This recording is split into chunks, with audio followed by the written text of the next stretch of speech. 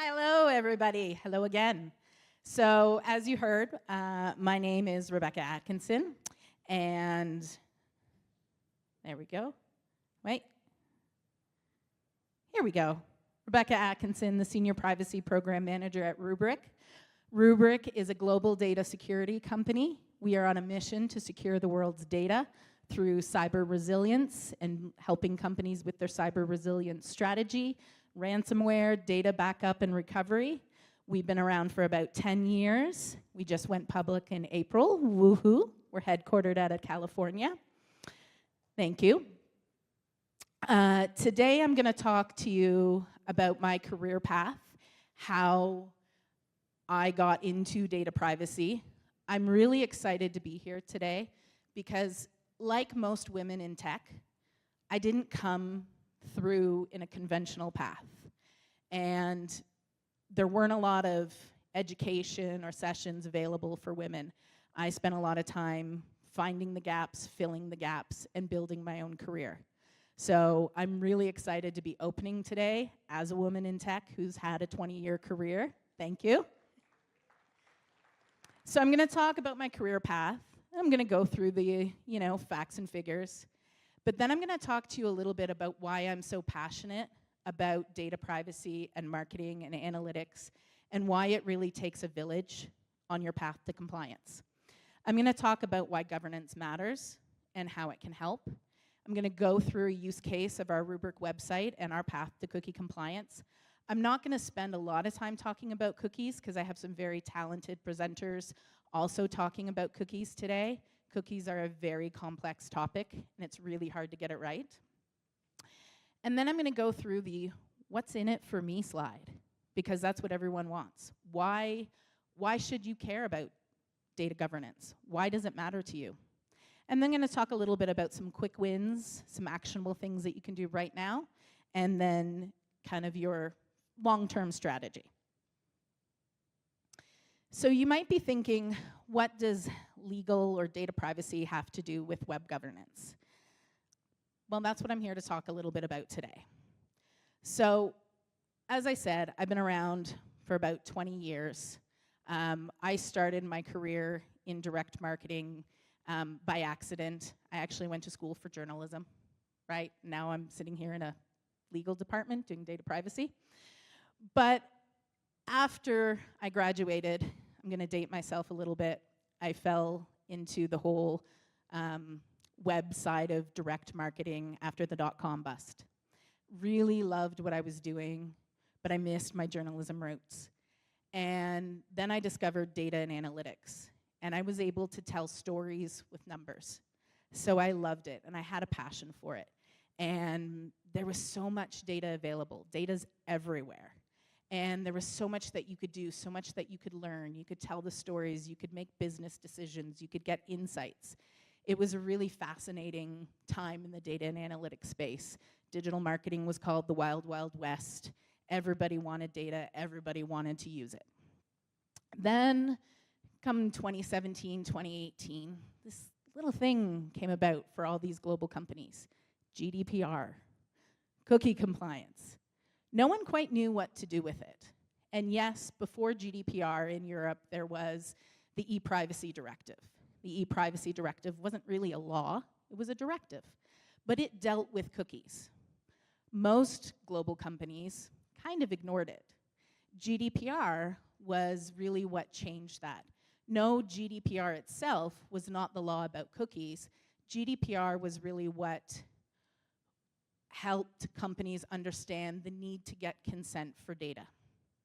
And so I was working at Accenture at that time. I spent 15 years working at Accenture in their corporate marketing and analytics team before I joined Rubrik a year and a half ago.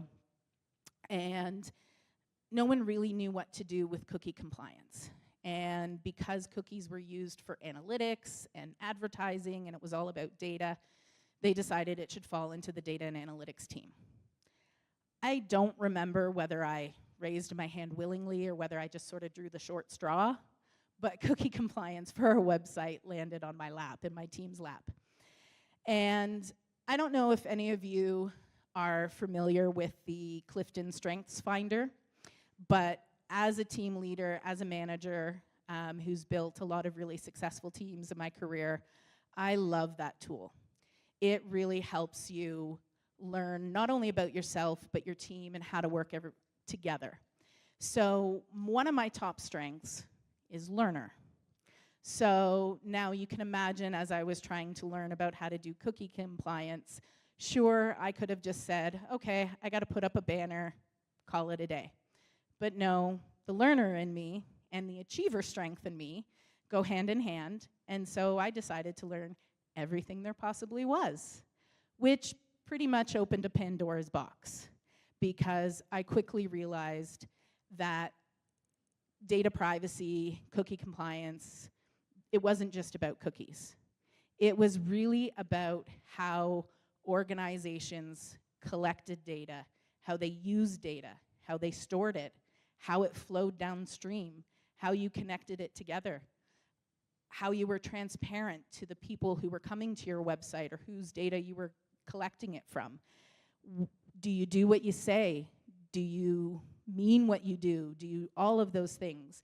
And I quickly realized it was collecting data on our forms, it was putting it in our CRM, it was using it for advertising.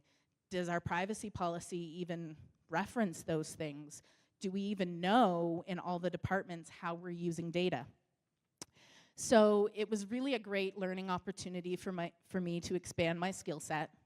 And I took all of this information to my executive leadership at the time, and I pitched them an idea. I said we needed to build a center of excellence in marketing, in data and analytics related to data privacy, because we had a responsibility to govern the data, to govern it right, and to make sure that we were good stewards of the data. Thankfully, my executive leadership agreed, and so Born was a data privacy center led by marketing, partnered with legal, because in my research, I quickly realized I didn't understand most of the laws. I didn't understand the legalese. And so some of my best friends at that time became the lawyers, and I asked them what these things meant. And we developed a partnership, and actually over at Rubrik, where I am now, one of my former colleagues, lawyers at Accenture, is one of my colleagues at Rubrik, and we're partners again. And we learned from each other, and that's really the importance that I want to talk to you about, is learning from each other and learning from everyone. Some Gartner research says that 76% of lawyers think that tech skills will be an important part of their jobs in the future. Wait, lawyers, tech skills? Yeah, lawyers are going to need tech skills. You know what that also means?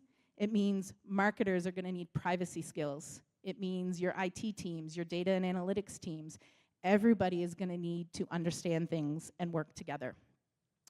The only way to achieve true compliance is if everyone works together and shares and learns from one another. Because otherwise, as I'll show you in our use case later, your compliance is only going to be surface deep. So now we're going to go on to the facts and the figures. So here's a lovely map that we have. And again, since 2018, not only is GDPR, right? Everyone talks about GDPR because it's the biggest law, but just sort of take a look at that map. And it's even out of date already. But since 2018, close to 200 countries have either created new privacy legislation, strengthened the privacy legislation, or changed it in some way. That's a lot of laws and a lot of legislation to understand. And then you've got the US, which is a patchwork of laws. And you've got California over here, who's kind of GDPR-like, and none of them, although they have the same principles, none of them are identical. It's impossible for any one person to know all of the laws. That's why the lawyers need to be your best friends. They're the ones responsible for learning this and keeping on top of this. One of the reasons why Europe, and especially Germany, has some of the strongest privacy laws, if you just take a moment and think back to World War II, sensitive personal data. Protecting the data, protecting your religion, that became quite a right and quite an important right after World War II. So yes, Europe and Germany are ahead of the world because the rest of the world didn't necessarily go through what everyone else went through in World War II. So just keep that in mind. Privacy laws are coming around. They're changing everywhere. And in fact, I'll give you a little tip. If any of you are in global companies and you have a strong presence in the LATAM market, just came across my desk last week that both Chile and Colombia are looking to enact new data privacy legislation that is going to be almost identical to GDPR. They're going to have the same kind of data protection rights, the same kind of rights to access information, delete information. So now's the time to start getting ready. But you can't get ready unless you know. The only way you can know is if you partner with the right teams. So some more numbers, kind of tied to that map, which really will hit it home, I hope, is that 75% of the world's population, according to Gartner, will have their data covered under modern privacy legislation by the end of this year. 75%. How many of you or your teams are doing the same kind of marketing or same kind of data collection that you've been doing for 20 years? Lots of you, I'm sure, lots of companies. But if the world is changing and data privacy legislation is changing, your marketing, your website, your compliance has to change with it. 18% of organizations report total confidence in their privacy law compliance. Wait, 18%? That's not a very big number. That's an IAPP-EY privacy report that was released in 2023. That's a really low number. 10% of organizations are reporting no confidence in their privacy law compliance. There's a really big space for privacy compliance. There's a really big space for everyone to do better for their organizations and for the people's data that they serve. Only 2 out of 10 privacy professionals who were surveyed in that report believe that they are totally confident in their organization's privacy law compliance. 2 out of every 10. And that's why I'm passionate about people working together, and that's why I am a huge champion of Observe Point. Again, back when I was at Accenture, when they first released their privacy product, we were one of the first users, and it was really an eye-opening experience. Let's talk about the cost of privacy for a minute. So, $2 billion in notable fines in 2023 alone. That's just last year. $2 billion. I'm not even talking since 2018. Hundreds of billions of dollars in privacy fines. GDPR, it's 5% of your total annual revenue, or 4%. In other countries, it's 5%. In the US, even the FTC is getting involved now in fining companies. Privacy fines are here, they're happening, and they're big business because your website is visible. It's easy for someone to go to your website and check if you're compliant.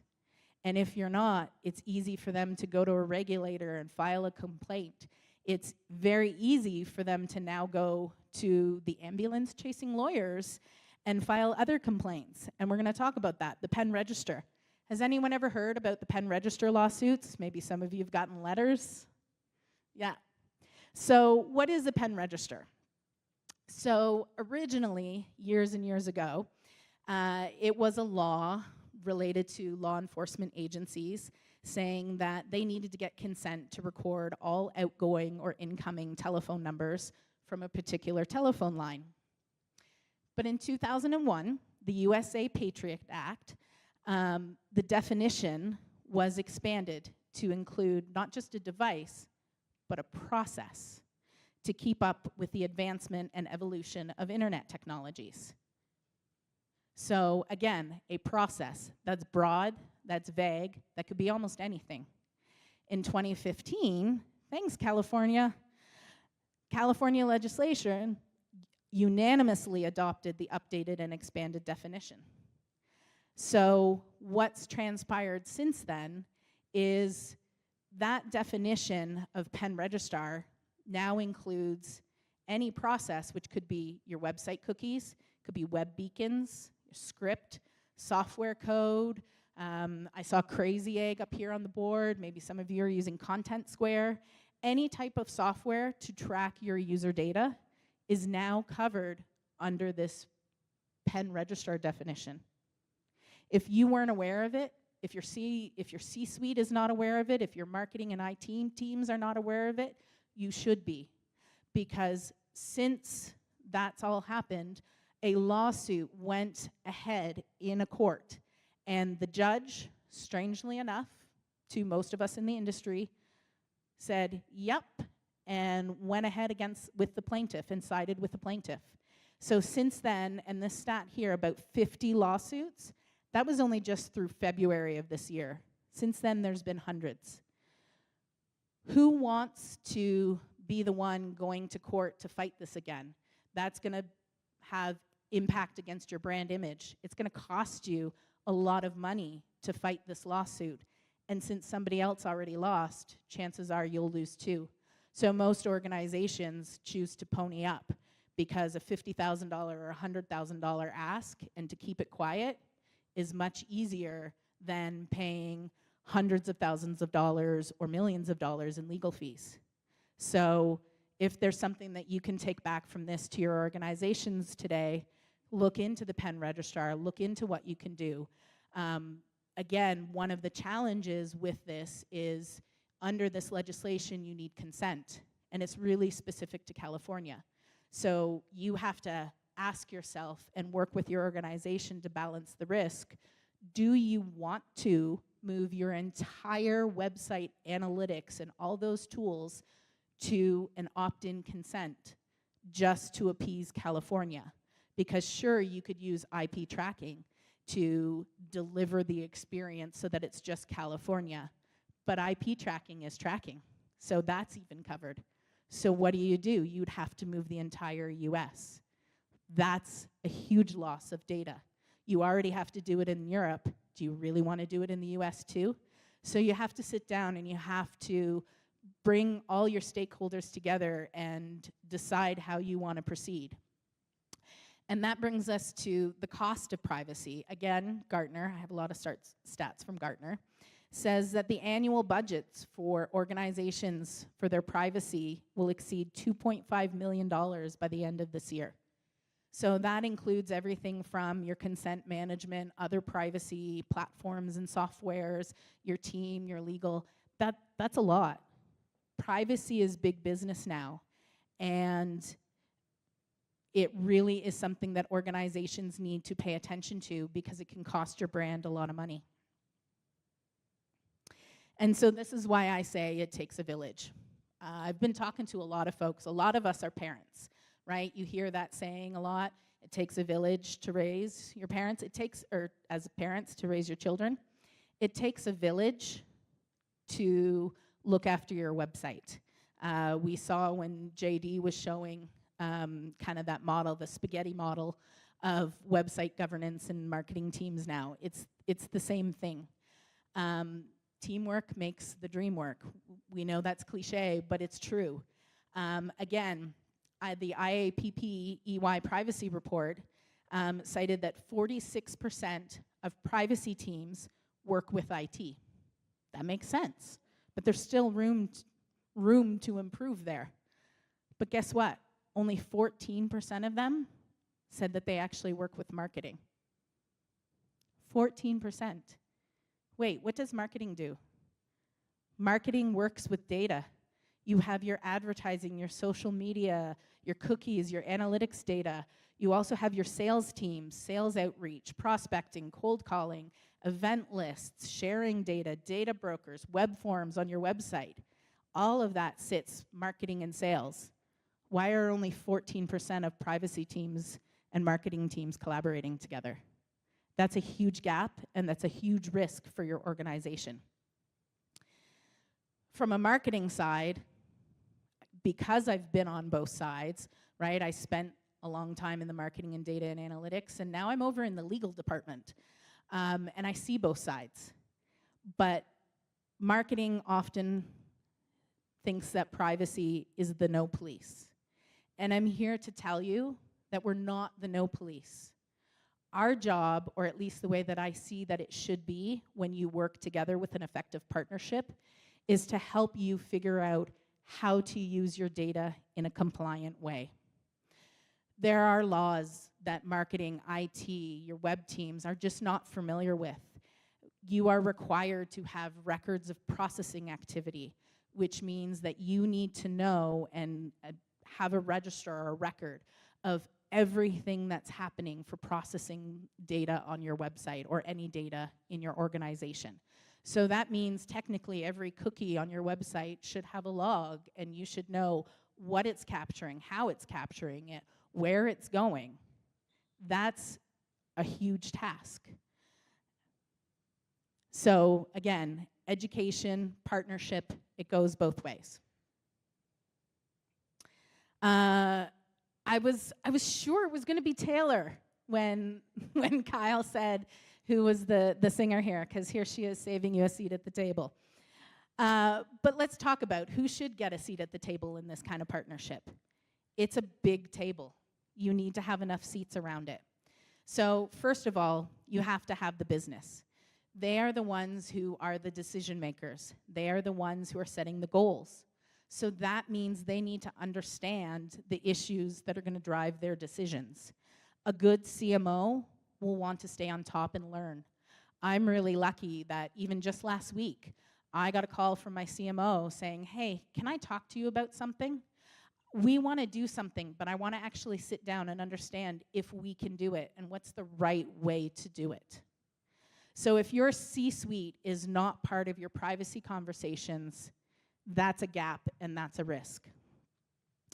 So who else? The teams that are responsible for creating your website, your campaigns. So that's marketing, that's your marketing operations teams. Again, we saw a whole list that JD had. All of those individuals should have a seat because they are the ones who understand their programs. They understand their goals. What are they trying to do with that specific thing or that specific piece of technology that they want to have? Who else? IT and developers, of course. They're the ones who are implementing it, right?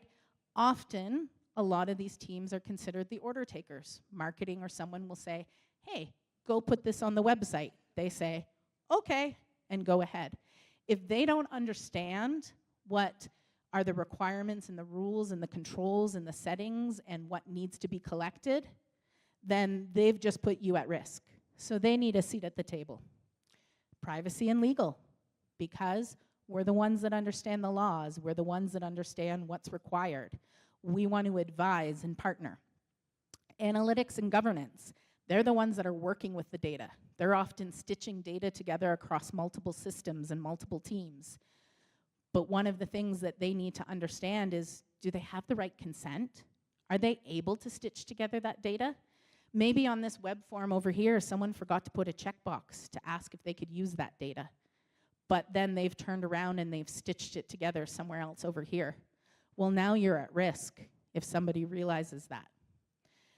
Maybe the analytics developers who are building your beautiful Tableau dashboard don't realize that by giving you this really exciting stat or insight that the CEO in a Fortune 500 in this particular location in France viewed your PDF.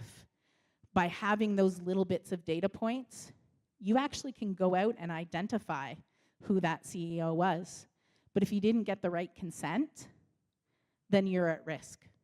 So they need to understand what they can and can't put together and what they can and can't show you and whether they need to aggregate data. You need your InfoSec. InfoSec is responsible for security. Again, a lot of people, there's a common misnomer that people think privacy and security are kind of the same thing. And I'll talk a little bit about that. They are actually they're different. And so InfoSec is responsible for keeping things safe and secure. So they need to know what's going on your website at all times so that they can help make sure that things are secure. Because let's talk about cookies again for a minute. If your cookies don't have the right headers or the right security tags, that is an open opportunity for a data breach. InfoSec needs to be involved. And then I put vendors here with a little asterisk, because again, most of this you're going to do internally. However, your vendors are the ones that are selling you the product. They're maybe your agencies, they could be the owners of the tool, they could be ObservePoint. They know their products best. And so again, when you're trying to understand how something's working and how their tools are working, you need them, and you need them to understand your organization's requirements and standards so that you can all work together. So why does governance matter when it comes to privacy compliance? Well, so here I'm showing 4 pillars of governance, and I'm really specifically talking about data governance, not the kind of overall web governance and the 5 pillars that JD was talking about. So you've got data quality, which looks at your accuracy, reliability, and freshness of your data. And part of that quality actually comes down to the contracting side. So what is your contract? Did you have a click wrap term? Is there something in there that states that your vendor is going to make sure that the data is reliable, is accurate? So again, you need to partner with the legal teams who understand the contracts. Data stewardship, so oversight, policies, process, dot connecting. How is that going to work downstream, right? You might be thinking over here that you're just looking at one piece of the puzzle, but you don't realize another team is getting access to the data. And how is that going to work? Who's going to look at it? How are you going to protect it and think about how it flows through the systems? Then you have your data protection and compliance. And so this is where security and privacy, here's your difference. Privacy really looks at what data is collected, how and why it's used. What are you doing with it? Security focuses on protecting and securing the information from unauthorized access and use. So they go hand in hand, but they're very different. And then, of course, you have data management, how policies and frameworks are applied consistently, your change management process, tagging, mapping, because again, the worst thing you could have is trying to stitch data together in multiple systems, but they all have different field names and even consent levels, and they're not the same thing. How do you stitch it together? It's a nightmare for your teams. So everybody has to work together. So in a nutshell, don't let governance be an afterthought. Treat it like privacy by design. Anyone familiar with that knows that you're supposed to embed it in the beginning. So bring your privacy team at the beginning of every project.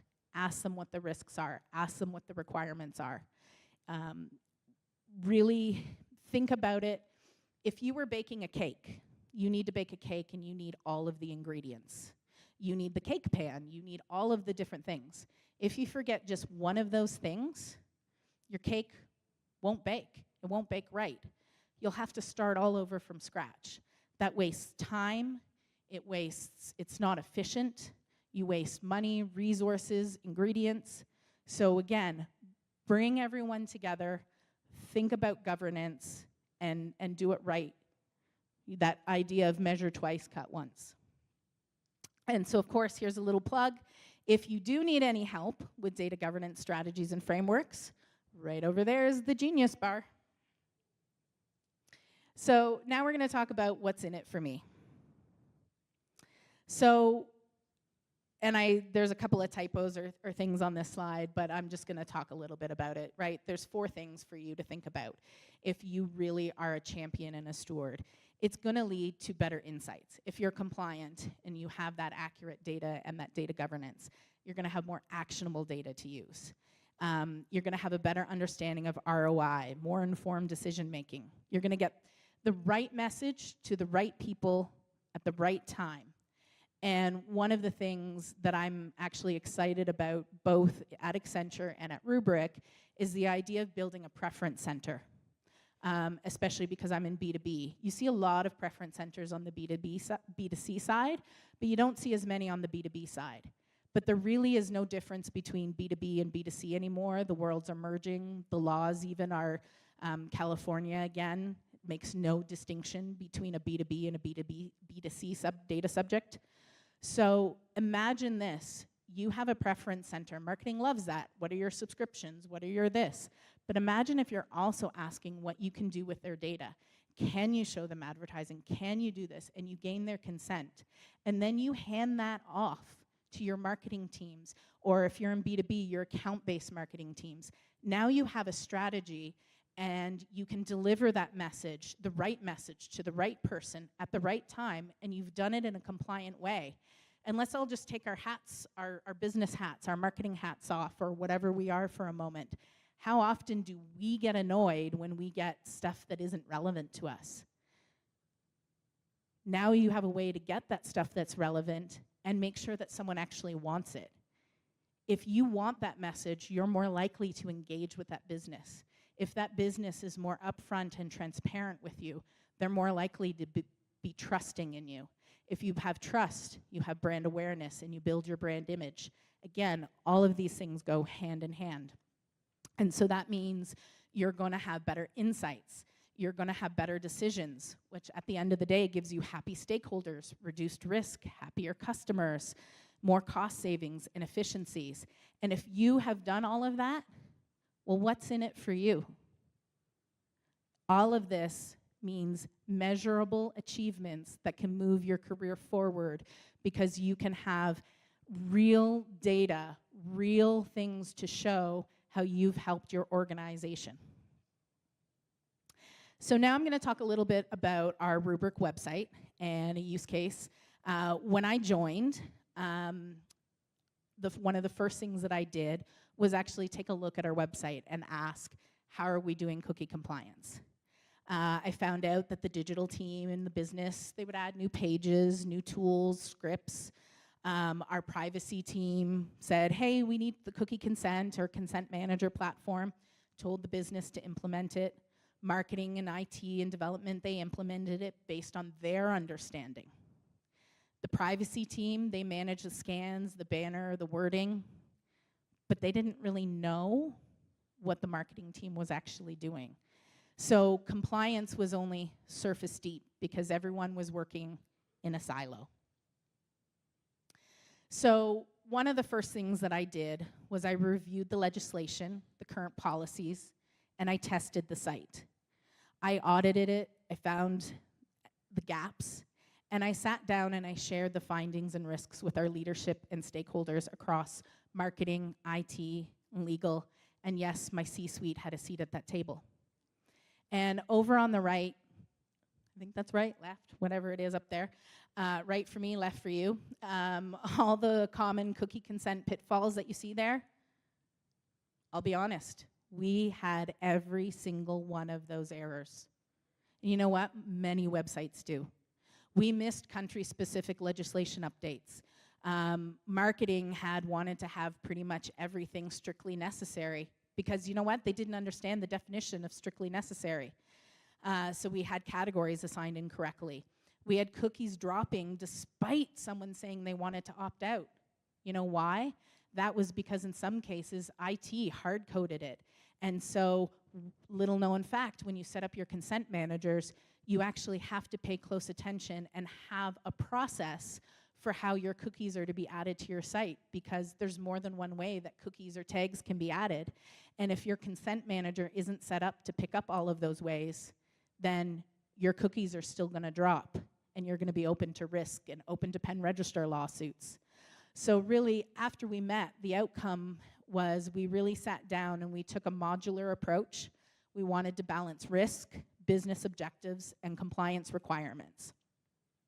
So from that, we designed internal policies and a change management process. We created a detailed project plan and began implementing the changes. However, we still had problems. There were still pain points. We couldn't find where half the cookies were. Marketing didn't know, the business didn't know what they were collecting. And so that's when I turned around and I said, hey everybody, I know this tool that we should onboard, and it's gonna help us. And that's when we brought ObservePoint in. And so we were able to run audits to compile the missing details, to confirm compliance, set up regular occurring audits and alerts to let us know when something was not set up right, when something new was added. And over here I've got a quote from Josh, our Senior Director of Digital Experience and Growth. He and I were like work husband and wife over this project. And he says, Observe Point saved us precious time and energy, finding and solving issues through page scans and regular audits. One great example of this was the reports that provided the cookie location and pathing, seamlessly curating all the details needed for a cookie catalog. Pre-Observe Point, our dev team had to hunt for hours to find this information for each cookie. So we were able to then deliver that to our leadership to show them the manpower, the time saved. And through that, at the end of that, we created training and awareness programs that are now required for anyone who's joining certain departments to understand what is our approach to cookies, how do we add them, what do we need to collect, how does it work? So I was really excited about that because, again, anytime since then, if we've received any kind of question or complaint about our cookie practices, we've been able to defend them. And that's really key and really important, and we only did that through partnership. So what can you do now? What can you do right now? So as a quick win, there's some 5 things that you can do when you go back after this conference. Create a cross-functional working team, a data privacy working group. Bring together all the stakeholders. Purchase a data governance tool. It's important. You need to audit your site. You need to understand your gaps and your risk areas. And then you need to prioritize and address, because we all know Rome wasn't built in a day. So where is your biggest risk areas? And that's where your legal team is going to help tell you where those risk areas are. Your IT team is going to tell you what the level of effort is, and you're then going to be able to prioritize and figure out what you can do right now, what you can do later. Review your privacy and cookie policy. I can't tell you how important this is. Everyone who really is responsible for marketing or the website or sales should read these policies. If they haven't, make them read them. Go over it with them. Is your privacy policy, is your cookie policy accurate? Are you doing what you say? Is there a piece of technology that might be doing something that you didn't think about, that you need to update your policies for? Because your policy is your saving grace. So it's super important. So again, partnership with your legal team. Check and tag your data. Do you have the right consent? Do you have things for do not sell share? What are the requirements? How are you going to tag it so that when it flows and goes through your downstream systems, you've got the right consent and all of the right people and all of the right teams know how to use it? And so again, another plug, if you don't know how to get started with any of these items, go visit the Genius Bar. But what's your long-term strategy? So longer term, you need to create a data governance program for your privacy compliance. You need to involve those key stakeholders. You need buy-in from your C-suite, because if you don't have that buy-in, you're only going to get so far, because your C-suite is going to want to move the business forward. You need to make sure that everyone understands their roles, so consider a RACI chart, right? Who's responsible, who's accountable, who should be consulted, who should be informed. Create program goals and roadmaps, but tie it back to the overall data strategy. Don't work in silos. What is it that your organization is trying to do from a business standpoint? What is the data strategy? Work with your data strategist. What is it that they're trying to do? So make sure your governance and your privacy compliance have roadmaps and goals aligned to those things. Create privacy data dictionaries, because again, what's said in one system or another system or different fields could be different everywhere else. Map those data, field names across tools. Make it easier for your teams to use the data and combine the data. Standardize those naming conventions, but make sure you're bringing everyone in, because one of the things that I've learned through doing some of this is that every tool is different, and some of these tools may have only so many character limits. And so maybe you created a standardized naming definition that doesn't work in another tool. Well, then that tool's going to have to do something different, and it's going to break your entire governance program. Document. Instead of a rubric t-shirt, I probably wish I could have a t-shirt that says, did you document this? Documentation is everything. It is your best friend. Document those 5 W's, the who, the what, the where, the when, the how, because it's so important. If you end up coming across a regulator who wants to look into things, or a complaint was filed and they want to know how you do something, they don't want to wait 2 weeks or 3 weeks for you to go around to all the different departments and scratch your heads and figure out how something's done.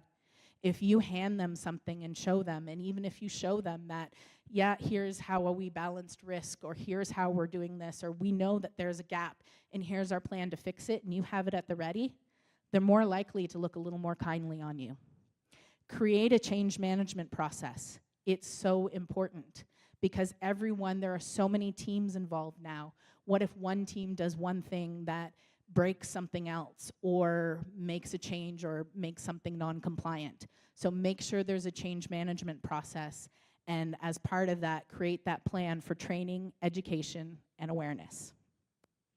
So I think I'm almost out of time. I did the whole thing, so I don't know if there's time for any questions, but I'm around if you want to come find me and talk any more about data privacy compliance and how to create those strong partnerships. Thank you.